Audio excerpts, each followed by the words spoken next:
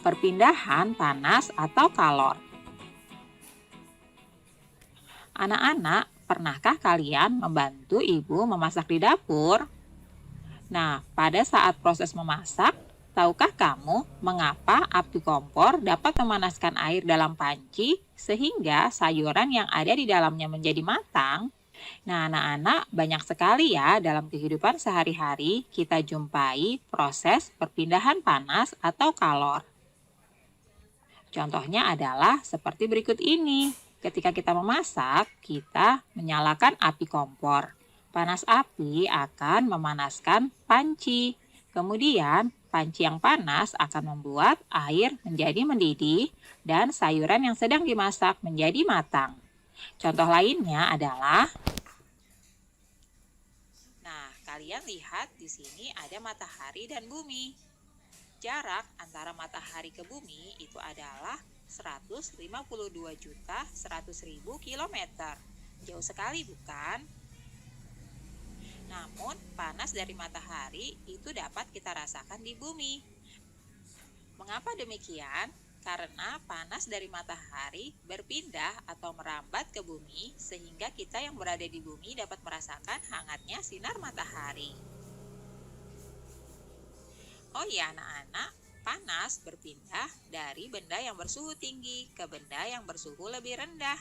Selain itu, panas juga dapat berpindah melalui 3 cara, yaitu yang pertama adalah secara konduksi, yang kedua secara konveksi, dan yang ketiga secara radiasi. Nah, seperti apa dan bagaimana konduksi, konveksi, dan radiasi itu? Mari kita simak penjelasan Bu Guru berikut ini ya. Perpindahan panas atau kalor. Pernahkah kamu membantu ibu masak sayur? Tahukah kamu mengapa api kompor dapat memanaskan air dalam panci sehingga sayuran yang ada di dalamnya menjadi matang? Ketika kamu masak sayuran, panas dari api kompor berpindah ke dalam panci. Kemudian panas tersebut berpindah ke dalam air sehingga air menjadi panas dan sayuran yang ada di dalamnya menjadi matang. Peristiwa tersebut membuktikan bahwa panas dapat berpindah ya anak-anak. Letak matahari dari planet kita ini sangat jauh ya anak-anak, yaitu sekitar 152.100.000 kilometer. Akan tetapi, panas dari matahari dapat berpindah atau merambat ke planet kita sehingga kita dapat merasakan hangatnya sinar matahari. Andai saja panas matahari tidak dapat berpindah ke bumi, dapatkah kamu membayangkan bagaimana keadaan bumi kita ini? Pastinya akan sangat gelap dan sangat dingin ya. Panas berpindah dari benda yang bersuhu tinggi ke benda yang bersuhu lebih rendah. Bagaimana panas dapat berpindah? Panas dapat berpindah melalui 3 cara ya, yaitu konduksi, konveksi, dan radiasi. Konduksi adalah cara perpindahan panas melalui zat perantara seperti benda padat. Contoh konduksi adalah panci logam yang panas karena diletakkan di atas kompor yang berapi. Konveksi adalah perpindahan panas yang disertai dengan perpindahan bagian zat perantaranya. Misalnya, air di dalam panci yang dipanaskan sehingga mendidih. Sedangkan radiasi adalah cara perpindahan panas dengan pancaran yang tidak membutuhkan zat perantara. Nah, peristiwa radiasi yang terjadi sehari-hari adalah sinar matahari yang sampai ke bumi dan menghangatkan udara serta makhluk hidup di bumi. Nah, anak-anak, itulah tadi cara perpindahan panas atau kalor dengan konduksi, konveksi, dan juga radiasi. Apakah kalian bisa membedakannya? Perpindahan kalor secara konduksi. Perpindahan kalor secara konduksi disebut juga perpindahan kalor secara hantaran, yaitu perpindahan kalor tanpa memindahkan zat perantaranya. Pada peristiwa perpindahan kalor secara konduksi, yang berpindah hanya energi kalornya saja ya. Umumnya, perpindahan kalor secara konduksi terjadi pada zat padat. Agar kamu lebih mudah memahami peristiwa konduksi, mari kita lakukan kegiatan ini ya.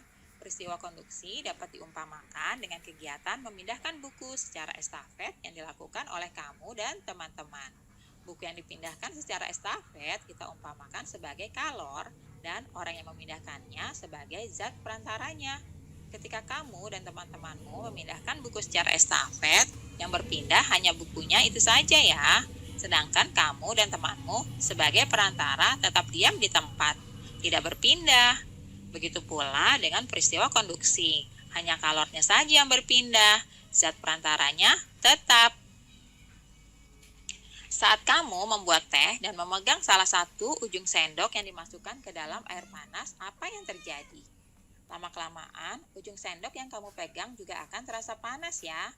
Peristiwa tersebut merupakan salah satu contoh perpindahan kalor secara konduksi.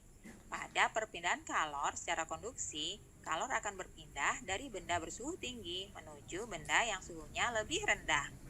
Peristiwa konduksi juga dapat kamu jumpai pada saat kamu memasak.